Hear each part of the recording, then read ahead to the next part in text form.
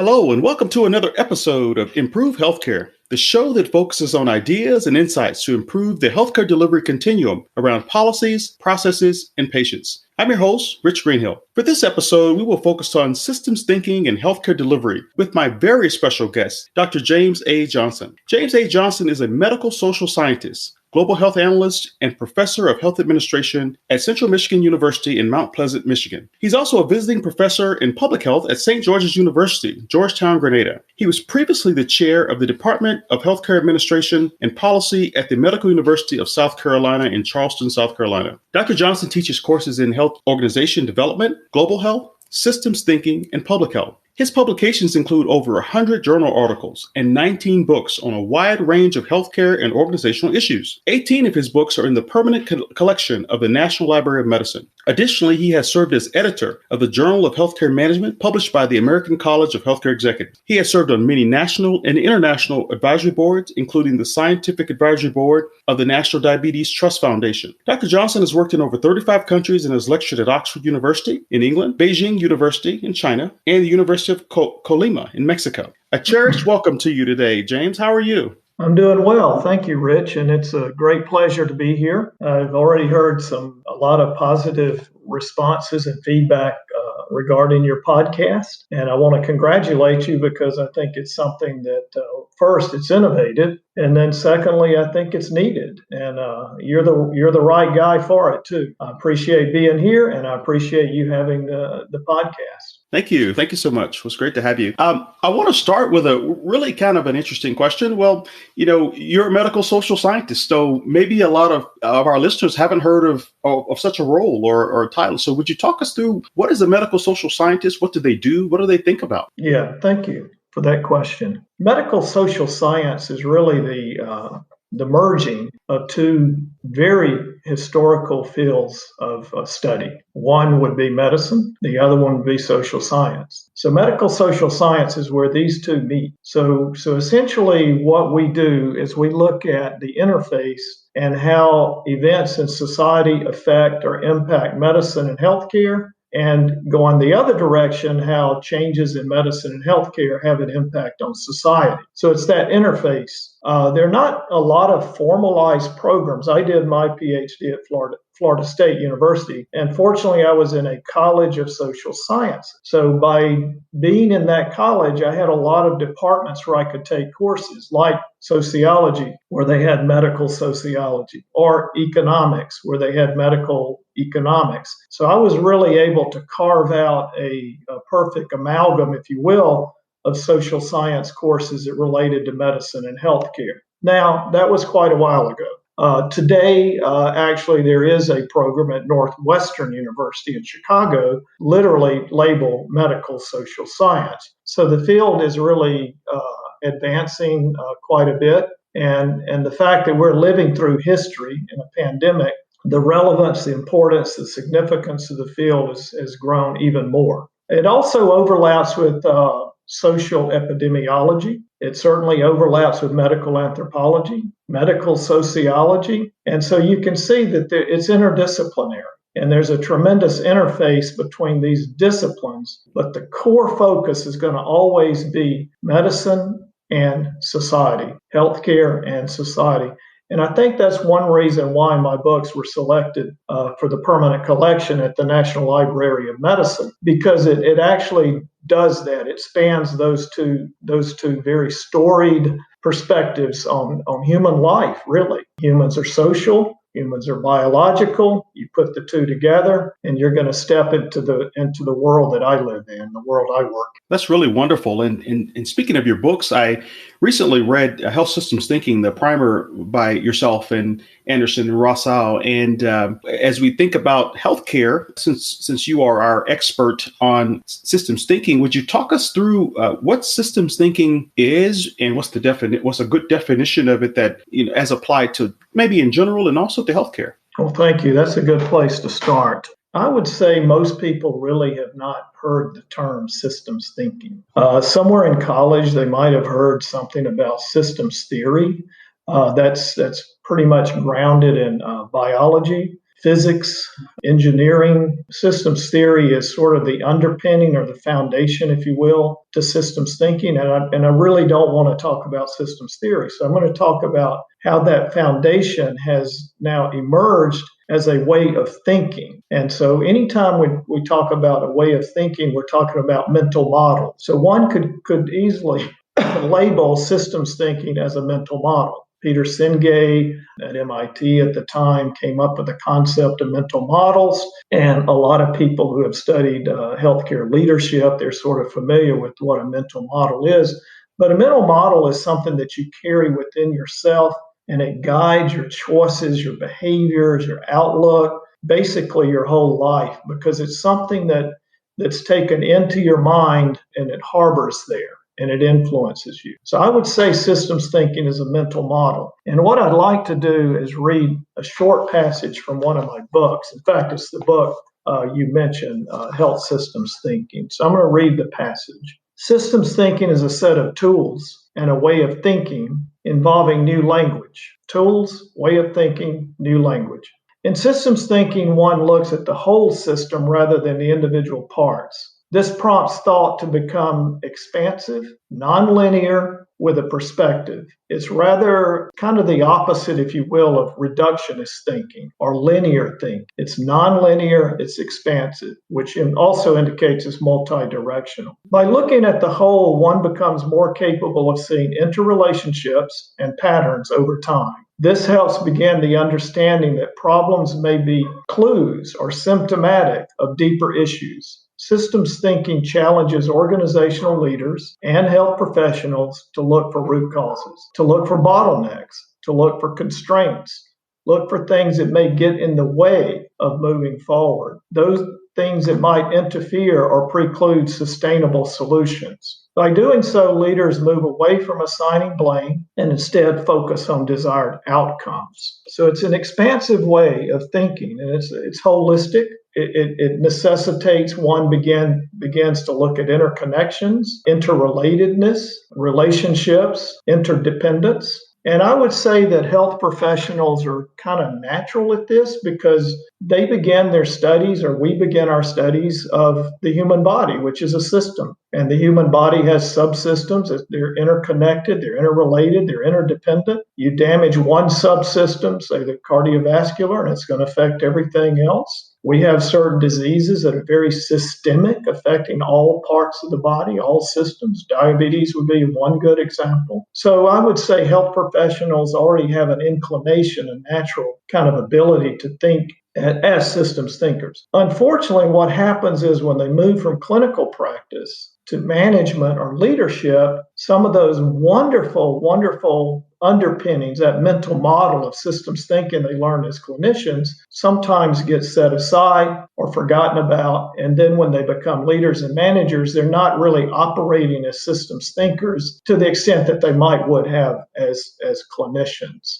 So that without going into much greater detail, I would say that would be a kind of an operating definition or understanding of systems thinking. It has been embraced, by the way. It's advocated, not just embraced, but it's advocated by the World Health Organization, Center for Disease Control, National Institutes of Health. Even the American Medical Association, AMA, came out with a guide about 2 years ago asking medical schools to build in what they call systems science and systems thinking within their curricula. Likewise, AUPHA has done this, APHA, Public Health, they've done this. So, its time has come. And I do think, and I heard you mention the pandemic, but I do think in times of epidemics and pandemics, we're really challenged to think in systems and think in using a lot of the modalities of systems thinking and understanding the interconnection and the system as a whole and how the individual embedded within that system is affected.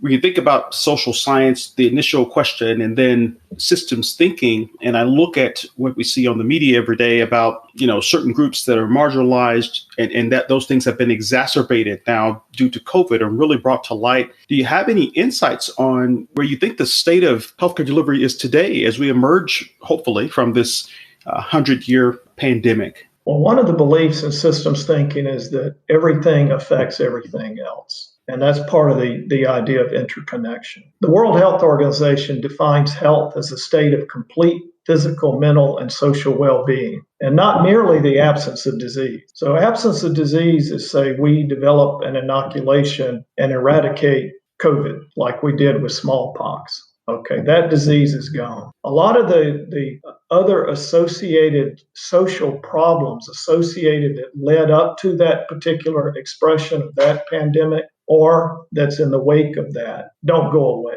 They're there. A lot of times they're entrenched within society, and thus the importance of studying that interface between health and society, both. And if one notices if you reflect upon that definition from the WHO, what is health? They're ultimately saying that it's well-being, mental, physical, and social well-being. And you can't really get to well-being by only focusing on the physical. You also have to expand out to the social world, because that's where we live. We're social animals, humans are. And that's where we get to well-being, is by attending to that. Thus, we need healthy people embedded in healthy societies. And you can't have healthy societies where there are extreme disparities among subpopulations, disparities that accentuate the problem, that exacerbate the problem, that make it worse. Likewise, when you want to go to mitigation or resolving a problem, you have to take a whole society approach. You can't just parse it and treat one part of that society or one group within that society. You're going to have to treat the whole society as you would the whole body. If you're having a headache, well, let's see what's going on with the rest of your body. You don't just really focus on the head alone.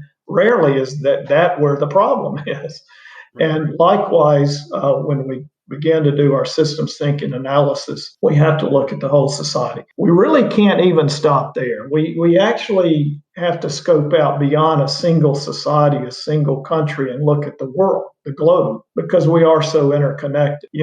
Ostensibly, COVID began in Wuhan, China. First time it perhaps a zoonotic transfer from animal to human, and then humans travel, and then humans carry with them their viruses, their bacteria, everything that they are, because we're comprised of viruses and bacteria, but they go with us, and then again, we're social animals, we interact with other people, and then it spreads. So viruses and bacteria have a wonderful host with humans because we are social animals. We do interact so much. Anyway, there are a lot of examples throughout history as well. We can go back to bubonic plague during the so-called Dark Ages in European history. And the bubonic plague really was traveling within the blood of fleas, traveling on the backs of rats, and rats traveling on ships that were going from port to port. So when a ship's at port, it's undocking.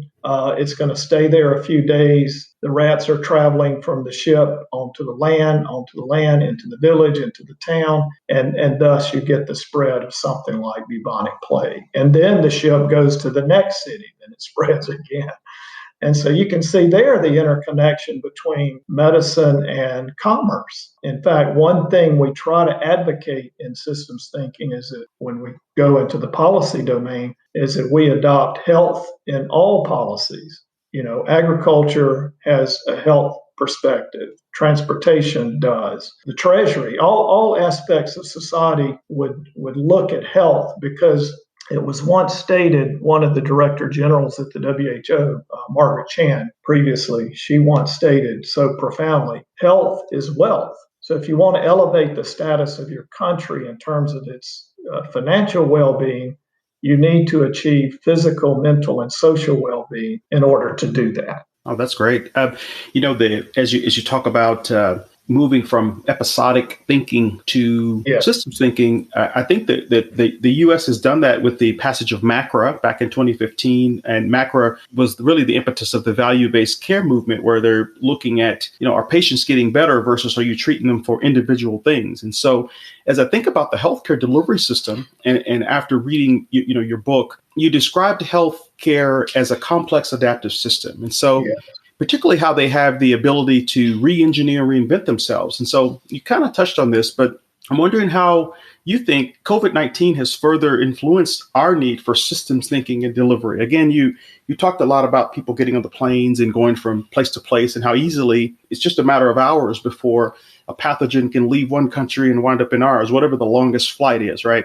Oh, So, yeah. any thoughts about a further need for systems thinking as we're muddling through this pandemic here? Well, you're right that all health organizations are complex, adaptive systems. So effectively, all organizations are systems. The first example I used was the human body as a system. Well, the human body, you live within a family or an organization, both of which are systems. So we're systems embedded within systems. So how one could not try to seek to understand the world from a systems perspective is beyond me. I think one would be very remiss not to look at the world from a systems perspective.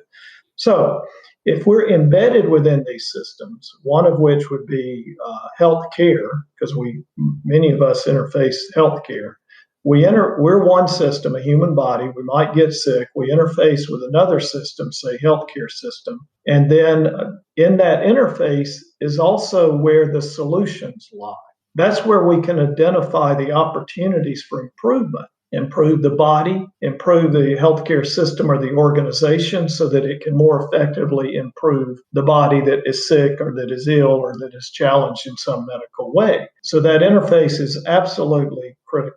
Now, complex adaptive system, and I strongly believe, and this is in another one of my books, it's called Health Organizations. Complex adaptive systems have these characteristics. One, they have to have agents, which are people. And agents are individuals with agency. So a human being has agency. They can make decisions. They can decide to come there or not. They can decide to get treatment A or B or not.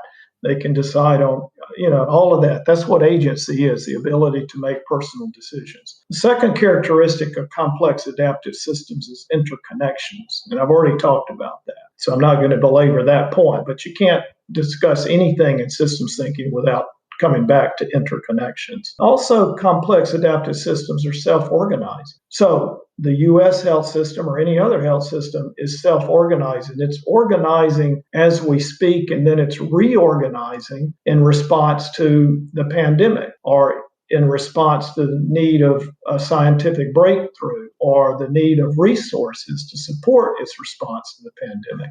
That's self-organization.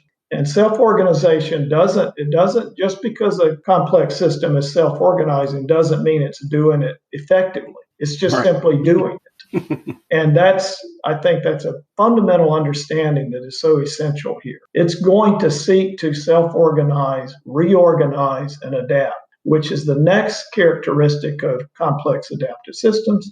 It's called emergence. So we're in a state of emergence in our healthcare system, and emergence as it regards to the pandemic. Emergence is not an end state. It's an ongoing state. It's that which is continuously going on until perhaps we get to an end state. Now, with systems thinking, an end state is almost not achievable, because there's going to be, in a reflection on the emergent process, there's going to be an observation of different trends and patterns and events that occurred so that the next time we can address it or respond to it more effectively. And then the last characteristic of complex adaptive systems is coevolution. So as our healthcare system is evolving and emerging in response to pandemic, so are other elements of our society. So are other social structure, our schools, education, our government, and the way the government better helps us prepare. The states and the interface between the states and the federal, which is called federalism.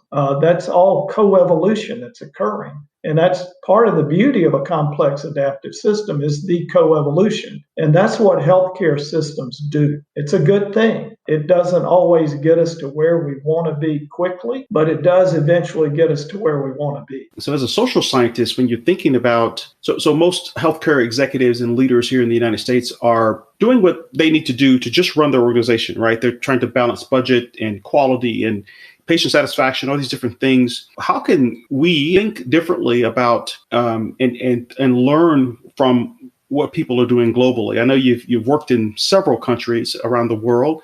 I think hospital executives should embrace systems thinking. Clearly, I think that's in our book, Health Systems Thinking. We have an entire chapter that's written for hospital administrators. It's trying to prompt them to think this way.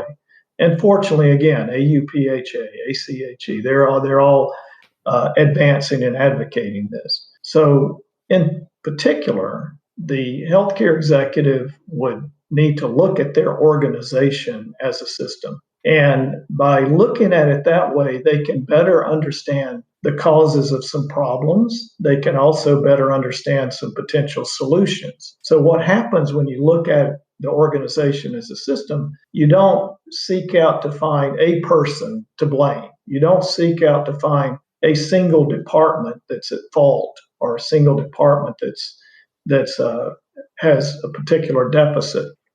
You see that department or that person as embedded within a whole system. And the idea behind this approach in for healthcare executives is that you try to improve the individual or that particular unit or department by improving the whole system. So what other support is needed? What other more effective interactions? What other knowledge needs to be brought into there? What are some of and when you use systems thinking analysis, you have some wonderful tools like causal loop analysis, or, that would be a very good one, so that you could see, what in particular contributed to the cause of this problem X, Y, or Z. And then you can do an intervention and go back and modify that. The other thing the healthcare executive should realize from a systems perspective is that there will always be unintended consequences. If you take an action or he or she takes an action, there's not going to be, in much of social life, there's nonlinearity. There's not going to be a straight line from that action to a particular result. Sort of a zigzag. And in that zigzag, in that wobble, you're going to also see unintended consequences. Mm-hmm. Unintended consequences seems a pejorative term, but it's actually not. Sometimes the unintention can lead us to a good thing, but a lot of times it is a negative. It's not taking us where we want to go. I've done a lot of sailing in my life, and I will tell you, as one who has sailed, there are no straight lines. You tack, you zigzag, you cross in east, then back to west, and then eventually you get to the harbor that you're seeking. And I would task or encourage healthcare executives to begin thinking that way as well. And that requires some trust, if you will, in your staff, your people, your organization. It requires some patience on your part. It requires a very keen observation on your part, too. Being able to see events and patterns as they emerge and then after the fact so that you can make adjustments accordingly. So again, I said earlier, it was a mental model. It's a way of thinking. And when we change our way of thinking, we change our way of being. We change our actions. And I think people who work in healthcare organizations look to their leaders to live their mental models, to change their actions and behaviors when and where needed. By doing so, the executive influences the behavior of everyone. That's great. I chuckled because as a former sailor, Navy sailor, I agree wholeheartedly with there's no straight line. The wind blows you, the waves, so it's multifactorial, just like disease is. Right.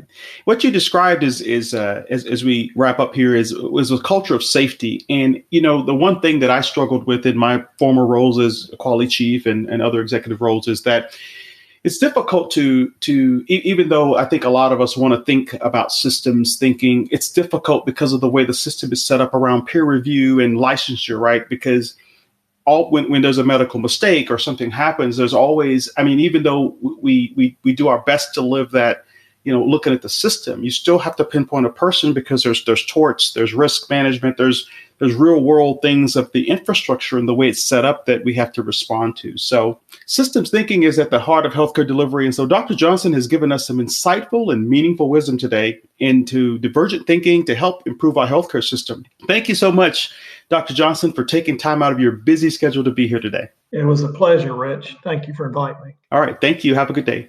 Okay.